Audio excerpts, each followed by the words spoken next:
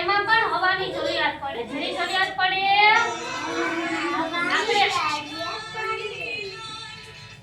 આપણે જ્યારે સાયકલના પૈડા હોય એમાં આપણે ચલાવવું હોય તો એમાં શું ભરવું પડે?